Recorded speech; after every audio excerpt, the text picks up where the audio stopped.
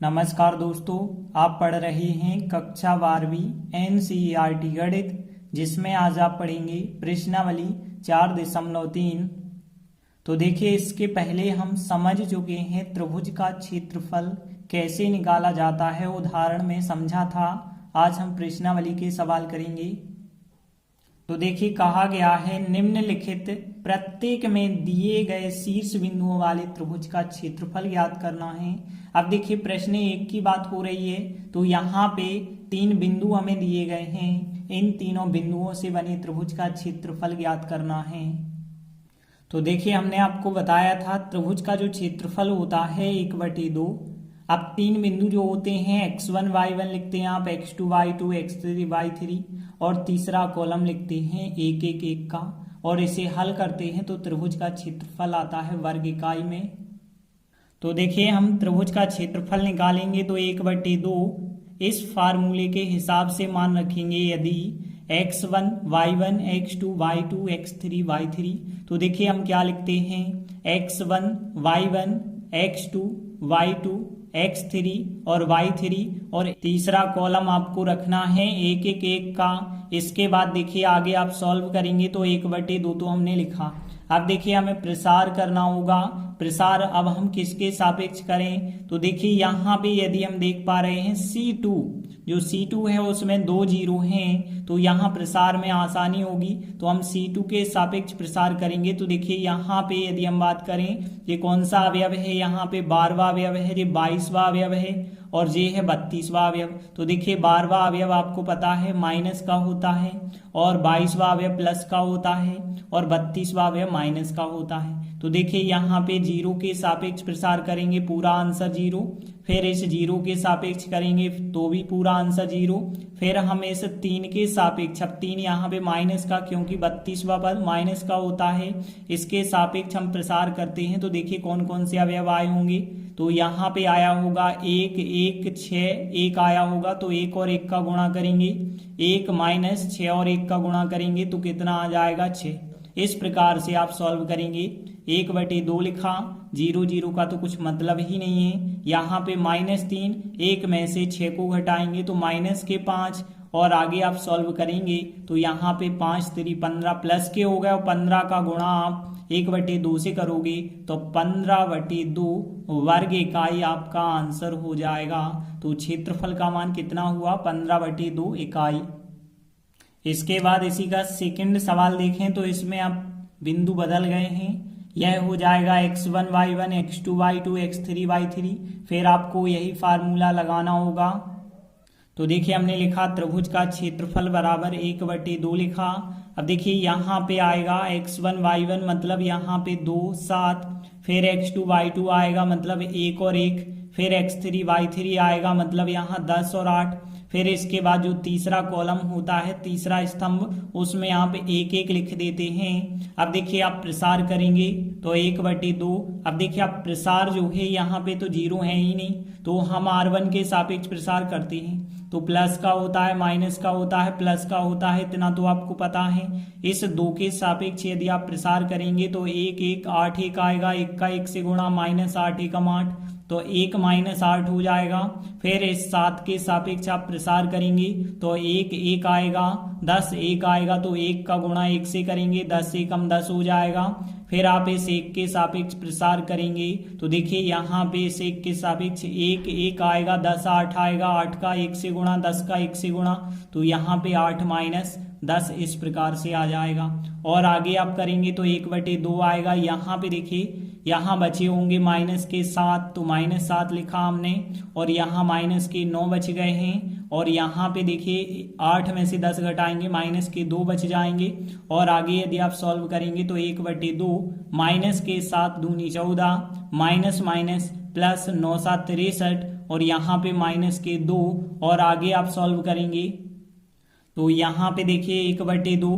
अब ये माइनस के हो गए 16 प्लस के 63, तो यहाँ पे प्लस के 47 बच जाएंगे। 47 का गुणा 1/2 से करेंगे तो 47/2 वर्ग इकाई हमारे क्षेत्रफल का मान हो जाएगा। इसके बाद तीसरा सवाल देखिए इसी का। इसमें भी 3 बिंदु हैं x1 y1 x2 y2 x3 y3। यहाँ भी हमें त्रिभुज का क्षेत्रफल ज्ञात करना है, तो यही फार्मूला लगाना होगा। तो देखिए हमने लिखा त्रिभुज का क्षेत्रफल। अब देखिए 1/2 लिखा। यहाँ पे यदि आप मान रखेंगे x1 y1 का, तो देखिए -2 -3 x2 y2 का मान 3 2 रखा और x3 y3 -1 -8। और यहाँ पे तीसरा जो कॉलम होता है वो 1 1 का आपको लिखना होगा। अब देखिए इसके बाद यदि आप प्रसार करेंगे तो देखिए यहाँ पे प्रसार जो है आप किसी भी पंक्ति के सापेक्ष या स्तंभ के सापेक्ष कर सकते हैं। जैसे हम प्रसार जो है R1 के सापेक्ष कर देते हैं, तो देखिए यहाँ पे आपको क्या प्राप्त होगा। यहाँ पे देखिए यह पद आपको प्लस का होता है पता होगा, यह माइनस का होता है, यह प्लस का होता है। तो देखिए यहाँ पे इस 2 के सापेक्ष यदि हम प्रसार करेंगे तो देखिए यहाँ 2 1 -8 और 1 आएगा, तो 2 एकम 2 आ जाएगा। फिर माइनस और -8 यहाँ आएगा तो प्लस के 8 बन जाएंगे। फिर देखिए यहाँ का पद माइनस का होता है और -3 आपको लिखने होंगे और -3 के सापेक्ष करेंगे तो 3 1 -1 1 आएगा, तो 1 का 3 से करेंगे तो 3 आएगा माइनस, और -1 और 1 का करेंगे तो माइनस पहले से है, एक माइनस और आएगा, प्लस का 1 बन जाएगा।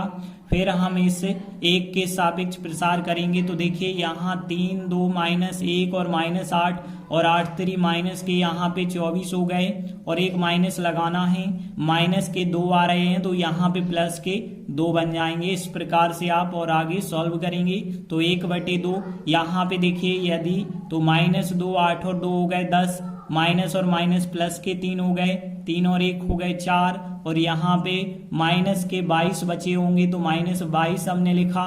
और आगे आप सॉल्व करेंगे तो 1/2 10 दूनी 20 हो गए, यहाँ पे 4 3 12 हो जाएगा यहाँ पे, और माइनस के यहाँ पे 22 हो जाएंगे। और आगे यदि आप सॉल्व करेंगे तो देखिए 1/2 और यहाँ पे माइनस के 20 हैं और माइनस के 22 हैं, माइनस के 42 से 12 घटा देंगे आप तो माइनस के यहाँ पे बच जाएंगे 30, और माइनस के 30 यदि बच गए हैं 2 से आप काट देंगे तो -15 आ जाएगा। अब क्षेत्रफल आपको पता है ऋणात्मक नहीं हो सकता है तो हम धनात्मक लेंगे, तो यहाँ +15 लेंगे और लिख देंगे कि धनात्मक, ठीक है ना। धनात्मक लेने पर क्योंकि क्षेत्रफल जो होता है धनात्मक होता है तो इस प्रकार से जो है 15 और यहाँ पे वर्ग इकाई जरूर लिखें आप, तो क्षेत्रफल का मान आ गया है 15 वर्ग इकाई। इसके बाद प्रश्न 2 की यदि हम बात करें, दर्शाइए कि 3 बिंदु हमें दिए गए ABC संरेख हैं, तो कैसे हम दर्शा पाएंगे। त्रिभुज का क्षेत्रफल ज्ञात करेंगे, यदि 0 आता है तो तीनों बिंदु संरेख कहलाते हैं। तो देखिए हमने लिखा त्रिभुज का क्षेत्रफल जो फार्मूला होता है वही हम लगाएंगे। तो देखिए 1/2 और यहाँ पे होता फिर x1 y1 हो जाएगा, x2 y2 x3 y3 हो जाएगा, तो हमने लिखा 1/2। अब हम मान रख देंगे तो यहाँ पे x1 हो गया, y1 हो गया, x2 हो गया, y2 हो गया, x3 हो गया और y3 हो गया। बाकी आपको तीसरा कॉलम 1 1 1 का लिखना है। इसके बाद देखिए अब हम प्रसार करेंगे तो 1/2। देखिए यहाँ पे अब हम प्रसार जो है यदि हम जो है R1 के सापेक्ष करें तो देखिए A के सापेक्ष होगा, B + C के सापेक्ष होगा और 1 के सापेक्ष, यह प्लस का होता है, यह माइनस का, यह प्लस का, इतना तो आपको पता है। A के सापेक्ष यदि आप प्रसार करेंगे तो यह संख्या आएगी, यह संख्या, यह संख्या, यह संख्या। C + A का 1 से गुणा होगा, C + A आएगा, फिर माइनस चिन्ह लगा के A + B का 1 से करेंगे तो A + B, लेकिन माइनस चिन्ह लगाएंगे तो -A -B हो जाएगा। अब देखिए यह संख्या लिखेंगे, माइनस चिन्ह लगा के यह संख्या आपको लिखनी है। और देखिए B + C के सापेक्ष करेंगे तो B 1 C 1 आएगा, और यहाँ पे B का 1 से गुणा होगा तो B आएगा, C का 1 से गुणा होगा तो C आएगा, बीच में माइनस लिखेंगे। फिर आप इस 1 के सापेक्ष प्रसार करेंगे तो हमने यहाँ पे +1 लिखा। अब देखिए यहाँ पे इस 1 के सापेक्ष B आएगा, C + A आएगा, C आएगा, A + B आएगा, तो B का गुणा A + B से होगा तो यहाँ पे AB + B वर्ग होगा, फिर माइनस चिन्ह, यहाँ C का गुणा इनसे करना है तो C वर्ग आएगा और AC आएगा, तो यहाँ पे C वर्ग आया और -AC, क्योंकि माइनस चिन्ह लगा है, माइनस चिन्ह से कोष्टक तो खोलना ही होगा।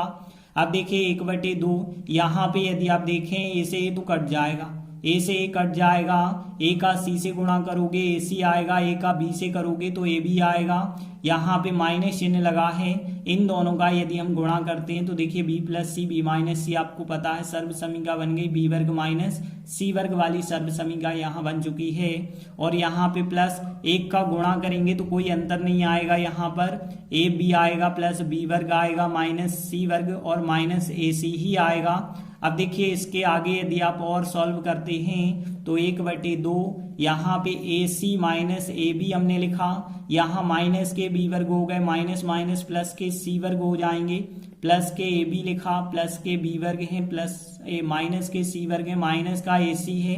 अब देखिए यहाँ पे यदि आप सॉल्व करेंगे तो ए सी से ए सी कट जाएगा और ए बी से ए बी कट जाएगा, बी सी कट जाएगा, बी वर्ग कट जाएगा, सी वर्ग, मतलब सब संख्याएं कट गई। यहाँ पे 0 बचा है, 0 का गुणा 1/2 से करोगे तो 0 आएगा, 0 वर्ग इकाई क्षेत्रफल आया है। तो देखिए त्रिभुज का क्षेत्रफल 0 तो हो ही नहीं सकता, 0 है मतलब त्रिभुज नहीं बन रहा है, तीनों बिंदु एक रेखा बना रहे हैं, तो हम कह सकते हैं अतः दिए गए तीनों बिंदु संरेख हैं।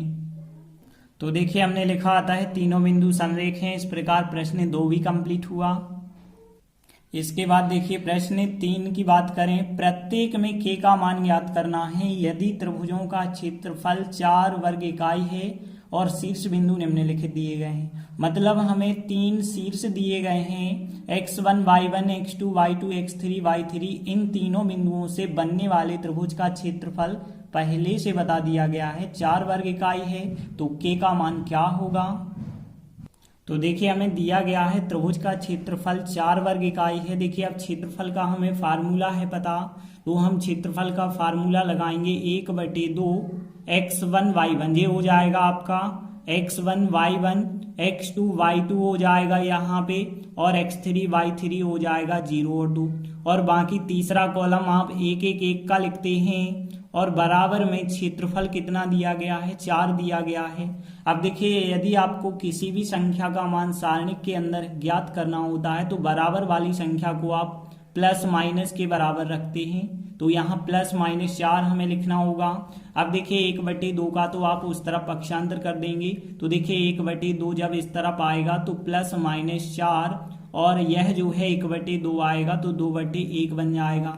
देखिए अब यहाँ पे हम प्रसार करते हैं तो किसके सापेक्ष प्रसार करेंगे, देखिए यहाँ पे C2 की बात करें तो C2 के सापेक्ष प्रसार करना आसान है, 2 0 हैं यहाँ पे, और यदि हम बात करें यह 12वां अवयव है, 22वां अवयव है, 32वां, तो 12वां अवयव माइनस का होता है, 22वां अवयव प्लस का होता है, 32वां अवयव माइनस का होता है।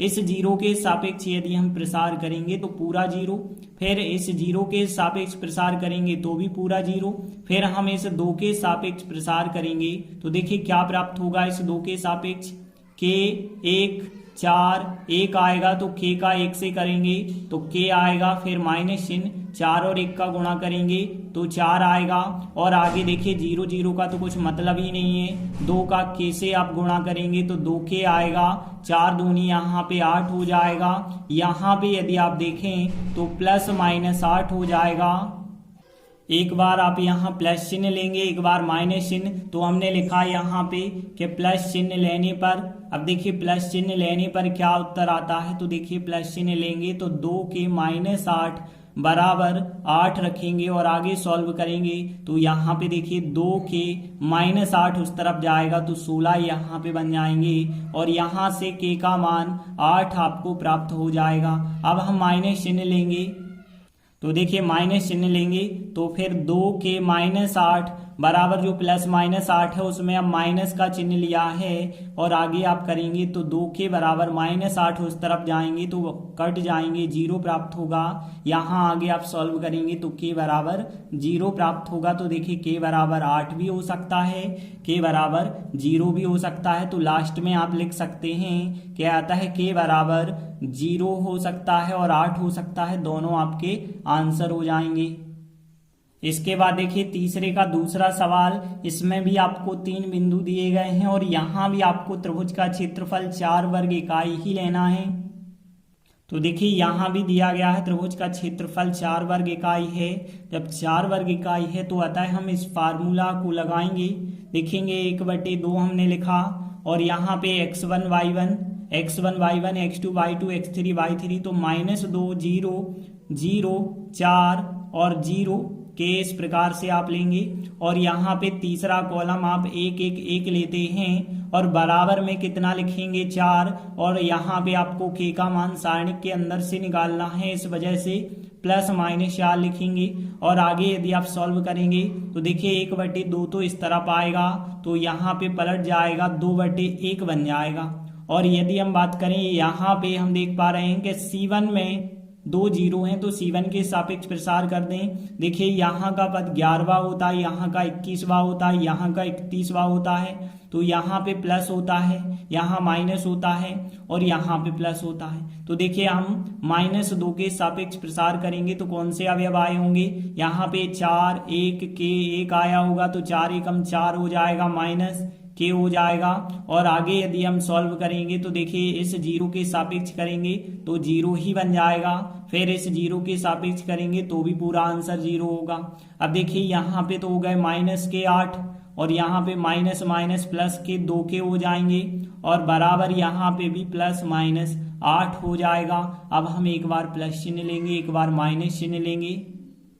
तो प्लस चिन्ह लेने पर क्या आएगा, देखिए -8 के प्लस 2 के बराबर प्लस के 8 लेंगे और आगे आप सॉल्व करेंगे तो 2 के बराबर 8 उस तरफ यदि जाता है तो 8 और 8 16 हो जाएंगे। और यहाँ से के का मान आपको 8 दूनी 16, मतलब के का मान 8 आपको मिल जाएगा। एक बार आप ऋण चिन्ह लेंगे, तो ऋण चिन्ह यदि आप लेते हैं तो देखिए -8 के प्लस के 2 के बराबर, जो यहाँ पे +-8 हैं, अब माइनस चिन्ह लिया है तो -8 हमने लिखा और यहाँ 2 के बराबर -8 इस तरफ गए, प्लस के 8 मतलब कट जाएंगे 0 और यहाँ से आप देखेंगे तो के का मान आपको 0 प्राप्त होगा।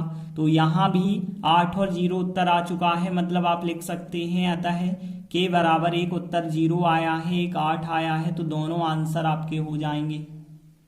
इसके बाद प्रश्न 4 की बात करें तो सारणिकों का प्रयोग करके इन दो बिंदु को मिलाने वाली रेखा का समीकरण ज्ञात कीजिए। तो देखिए हमने सबसे पहले लिखा हल। अब देखिए यहाँ पे जो दो बिंदु हमें दिए गए हैं, तो यहाँ पे एक बिंदु हम ए मान के चले और एक बिंदु हम बी मान के चले। तो दो बिंदु जो थे, एक बिंदु हमने ए मान लिया है और एक बी मान लिया है। और रेखा का समीकरण जब भी हम ज्ञात करते हैं तो हमने आपको बताया था, तो देखिए हमने क्या बताया था कि दो बिंदु यदि आपके पास ए और बी हैं तो आप मान के चलते हैं एक तीसरा बिंदु पी रेखा पर है जो एक्स वाई है। तो पी बिंदु के निर्देशांक एक्स वाई होते हैं और ए बिंदु के दिए गए हैं, बी के दिए गए हैं। अब तीन बिंदु एक रेखा बनाते हैं। यदि यहाँ त्रिभुज का क्षेत्रफल निकालेंगे तो 0 होगा कि नहीं होगा, तो त्रिभुज का क्षेत्रफल 0 के बराबर रख के हम सॉल्व करते हैं तो ही रेखा का समीकरण ज्ञात होता है। तो देखिए हमने लिखा मान के चले कि ए बी रेखा पर कोई बिंदु पी है। अब पी बिंदु है तो तीन बिंदु हो गए, ए हो गया, बी हो गया, पी हो गया। अब तीनों बिंदु एक रेखा पर हैं, मतलब संरेखें, इस वजह से इनसे बनने वाले त्रिभुज का क्षेत्रफल 0 होगा। अब क्षेत्रफल का फार्मूला लगाएंगे 1/2 और यहाँ पे रखेंगे x1 y1। तो देखिए ए बिंदु को आप x1 y1 मान लें, बी को x2 y2 मान लें, पी बिंदु को x3 y3 मान लें। तो देखिए यहाँ पे 1 2 आएगा x1 y1, 3 6 x2 y2 आएगा और यहाँ पे x3 y3 मतलब xy आ जाएगा। बाकी आपको तीसरा कॉलम 1 1 1 का रखना है और बराबर 0 चल रहा है तो 0 आपको लिखना है। इसके बाद देखिए 1/2 का आप इस तरफ पक्षांतर यदि कर देते हैं तो 1/2 पलट के 2/1 हो जाएगा उस तरफ। यहाँ पे अब हम प्रसार करेंगे तो R1 के सापेक्ष करते हैं प्रसार। तो देखिए हमें इस 1 के सापेक्ष करना होगा 2 के और 1 के, प्लस माइनस प्लस चिन्ह होते हैं, इतना तो आपको पता है। यदि हम 1 के सापेक्ष करेंगे तो 6 1 y 1 आएगा तो 6 एकम 6 माइनस y आ जाएगा, तो हमने लिखा 6 माइनस y। फिर आप इस 2 के सापेक्ष करेंगे तो 2 माइनस का होता है 3 1 x 1 आएगा तो 1 का 3 से 3 आएगा और माइनस x का 1 से करेंगे तो x आएगा। फिर हम 1 के सापेक्ष करेंगे तो देखिए क्या आएगा 3 6 x y, तो 3y माइनस 6x आएगा तो 3y माइनस 6x आपको प्राप्त होगा और बराबर में चल रहा है इतना। ठीक है, आगे देखिए 1 का 6 से गुणा करेंगे 6 माइनस वाई आएगा और यहाँ पे 6 प्लस के 2x हो जाएगा और यहाँ पे 1 का गुणा करेंगे 3y होगा और माइनस का 6x होगा और बराबर में 0 का गुणा किसी भी नंबर से करें 0 हो जाता है। आगे देखिए यहाँ पे 6 से 6 कट गए, यहाँ 3y और यहाँ पे यदि हम देखें तो 1y माइनस का है, मतलब यहाँ 2y बचे होंगे और 2x यहाँ 6x तो माइनस के बचे होंगे 4x बराबर 0 आ जाएगा। और आगे आप ऐसा भी लिख सकते हैं कि 2y बराबर यहाँ पे 4x हो जाएगा, 2 और यदि जाते हैं बटे में तो कट जाएंगे तो y बराबर 2x हमें प्राप्त हो जाएगा। यही रेखा का अभिष्ट समीकरण होगा। तो इस प्रकार से चौथे का पहला क्वेश्चन कंप्लीट हुआ। देखिए यहाँ पे चौथे का दूसरा सवाल सेम बिल्कुल इसी प्रकार का है। सारणिकों का प्रयोग करके इन दो बिंदुओं को मिलाने वाली रेखा का समीकरण ज्ञात करना है। तो यहाँ भी हम मान के चलेंगे पहला बिंदु ए है और दूसरा बिंदु बी है। तो देखिए दो बिंदु तो हमने मान लिए हैं, ए और बी हो गए जो कि दिए गए थे। अब देखिए अब क्या करते हैं, एक बिंदु P और मान के चलते हैं। ए बी रेखा पर कोई बिंदु P है जिसके निर्देशांक XY हैं और फिर आप देखेंगे ए पी बी क्या है, एक रेखा है, मतलब त्रिभुज का क्षेत्रफल 0 होगा। तो देखिए हमने लिखा मान के चले ए बी रेखा पर कोई बिंदु P XY है तो एक त्रिभुज जो बना ABP उसका क्षेत्रफल 0 होगा। क्षेत्रफल का आप फार्मूला लगाएंगे 1/2। देखिए x1 y1 x2 y2 x3 y3 हो जाएंगे तो हमने लिखा 3 1 9 3 xy। अब देखिए यहाँ पे तीसरा कॉलम आप कितने का 1 1 1 का रखते हैं तो 1 1 1 का रखा और बराबर में कितना लेना है, 0 चल रहा है। 1/2 उस तरफ जाएगा तो वो तो 2/1 हो जाएगा। देखिए अब हम यहाँ पे r1 के सापेक्ष प्रसार करें यदि तो इस 3 के सापेक्ष करना होगा, यहाँ प्लस यहाँ माइनस यहाँ प्लस, इतना तो पता है। 3 के सापेक्ष करेंगे तो 3 1 y 1 आएगा, मतलब 3 माइनस y आ जाएगा तो यहाँ 3 माइनस y। फिर यहाँ -1 के सापेक्ष करेंगे, यहाँ 9 1 आएगा, x 1 आएगा तो 9 का 1 से गुणा करेंगे 9 माइनस x आ जाएगा। फिर देखिए इस +1 के सापेक्ष यदि हम प्रसार करेंगे तो यहाँ 9 3 आएगा, x y आएगा तो 9 का y से गुणा करेंगे तो यहाँ 9y हो जाएगा, -3 का x से करेंगे 3x बराबर 0। 1/2 इस तरफ आया है तो वो 2/1 बन चुका है। आगे आप सॉल्व करेंगे तो 3 3 का गुणा 9 3y हो जाएगा, 1 का 9 से 9 होगा, 1 का x से करेंगे x हो जाएगा, यहाँ पे 9y होगा माइनस का 3x बराबर साइड में कितना आ जाएगा 0। और देखिए 9 से 9 तो कट जाएंगे, 9y में से 3y अलग करेंगे तो 6y और -3x है और प्लस का 1x है, माइनस के 2x बच गए होंगे बराबर 0। अब देखिए इसमें आप 2 से भाग कर सकते हैं, 2 से भाग करेंगे तो 3y, 2 से भाग करेंगे तो यहाँ x आ जाएगा बराबर 0। तो यहाँ पे हम कह सकते हैं 3y माइनस x बराबर 0, यही आंसर हो जाएगा। चाहे तो आप पक्षांतर करके भी बता सकते हैं तो x माइनस 3y बराबर 0 भी हो सकता है। तो देखिए हमने लिखा यही रेखा का अभीष्ट समीकरण होगा। तो इस प्रकार चौथे का दूसरा क्वेश्चन भी कंप्लीट हुआ। इसके बाद देखिए विकल्पीय 5वां क्वेश्चन है कि शीर्ष दिए गए हैं आपके लिए 3 शीर्ष हैं, क्षेत्रफल 35 वर्ग इकाई है, के का मान हमें ज्ञात करना है। तो देखिए यहाँ दिया गया है त्रिभुज का क्षेत्रफल 35 वर्ग इकाई है। देखिए यहाँ पे आता है हम त्रिभुज के क्षेत्रफल का फार्मूला लगाएंगे 1/2। पहला बिंदु x1 y1 x2 y2 x3 y3 इन बिंदुओं के मान रखेंगे तो 2 - 6 5 4 के 4 और यहाँ तीसरा कॉलम आप 1 1 का बनाते हैं। अब यहाँ पे आप देखिए यहाँ के का मान ज्ञात करना है तो हम बराबर जो क्षेत्रफल है उसमें प्लस माइनस का चिन्ह लगा के चलेंगे। अब देखिए हम 1/2 को उस तरफ ले जाएंगे तो पलट के 2/1 हो जाएंगे। बाकी हम r1 के सापेक्ष प्रसार करेंगे तो देखिए यहाँ 2 के सापेक्ष यदि प्रसार होगा तो 4 1 बचा होगा तो 4 - 4 आएगा। और फिर इसके बाद जो है हम यहाँ पे माइनस का होता है, एक माइनस पहले से है तो प्लस भी लगा सकते थे या फिर माइनस डबल बार लगाना पड़ा।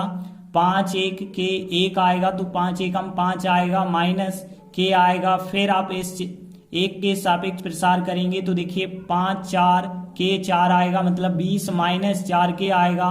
तो 20 माइनस 4 के यहाँ पे हमने लिखा 20 माइनस 4 के बराबर प्लस माइनस 35 था, और 1/2 उस तरफ आया होगा तो 2/1 बन गया होगा। यहाँ पे देखिए 4 माइनस 4 0, 0 का 2 से गुणा 0 होगा, माइनस और माइनस प्लस के 6 हो गए, और यहाँ पे 5 माइनस के चल रहा है, और यहाँ पे 20 माइनस 4 के चल रहा है बराबर 35 दूनी 70 हो जाएगा।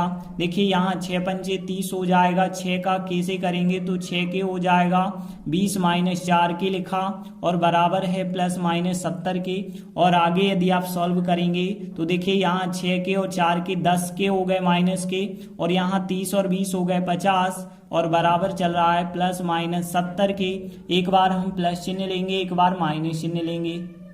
तो देखिए प्लस चिन्ह यदि हम लेते हैं तो माइनस के 10 के प्लस 50 बराबर प्लस के 70 होंगे, और यहाँ पे देखिए माइनस के 10 के बराबर 50 उस तरफ ले जाएंगे तो यहाँ पे 20 बच जाएंगे, और फिर 10 बटे में जाएंगे तो के बराबर आएगा माइनस का 2, तो के का मान -2 होगा।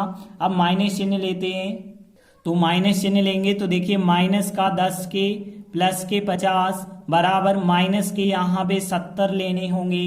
अब देखिए यहाँ -10 के होगा और बराबर -10 के बराबर देखिए 50 उस तरफ जाएंगे तो माइनस के 120 हो जाएंगे, माइनस माइनस चिन्ह कट जाएगा, के बराबर 10 बटे में आएंगे तो यहाँ पे कितना हो जाएगा, के का मान 12 हो जाएगा। तो के का मान 12 हो सकता है और -2, तो दोनों मान के होंगे। तो यहाँ पे के का मान देखिए क्या हो जाएगा, 12 भी होगा और -2 भी होगा, तो डी नंबर का आंसर राइट आंसर हो जाएगा। तो इस प्रकार से हमारी प्रश्नावली कंप्लीट होती है। आगे के वीडियो में हम आगे की प्रश्नावली शुरू करेंगे। तब तक के लिए धन्यवाद।